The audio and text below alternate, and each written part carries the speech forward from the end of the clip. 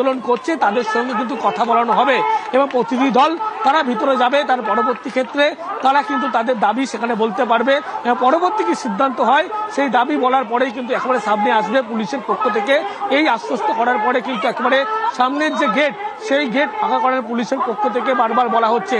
তার কারণ দফায় দফায় যে উত্তেজনামূলক পরিস্থিতি হয়েছিল, দফায় দফায় যে গন্ডগোলের সূত্রপাত হয়েছিল, ব্যারিকেড ভাঙা হয়েছিল, তার পরবর্তী ক্ষেত্রে পুলিশের পক্ষ থেকে স্বাস্থ্যমনে আধিকারিকদের সঙ্গে কথা বলা হয়, তারা কথা বলতে রাজি এমনটা জানাচ্ছে। যে দাবি সে দাবি তারা শুনবে। ইতিমধ্যেই পুলিশের পক্ষ থেকে সেই ব্যবস্থা কিন্তু করা হচ্ছে।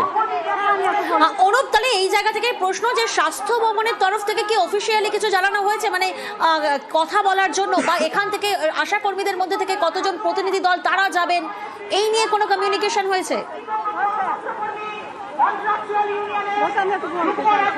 দেখো, স্বাস্থ্য ভবনের পক্ষ থেকে পুলিশকে গোটা বিষয়টি ইতিমধ্যেই জানানো হয়েছে এবং কতজন প্রতিনিধি যাবে তারা কিন্তু পুলিশের সঙ্গে কথা বলে ঠিক করবে। তার পরবর্তী ক্ষেত্রে নির্ধারিত সময়, সেই সময় কিন্তু তারা স্বাস্থ্য ভবনের যে আধিকারিক রয়েছে তাদের সঙ্গে গোটা বিষয়টা নিয়ে কথা বলবে। তাদের যে দাবি দাবা রয়েছে সেই দাবি দাবাতে বলার সুযোগ পায় পুলিশের পক্ষ থেকে সেই ব্যবস্থা করা হয় এমনটা বলা হচ্ছে।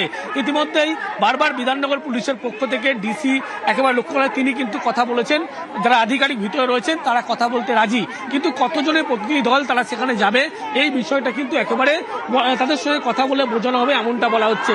এবং ছবিতেও তুমি লক্ষ্য করতে পারছো পুলিশের পক্ষ থেকে বারবার একেবারে, অর্থাৎ স্বাস্থ্য ভবনের আধিকারিকদের সঙ্গে কথা বলবেন আশা কর্মীদের প্রতিনিধিরা দল, এবং তারপরে এই অবস্থান বিক্ষোভ উঠবে।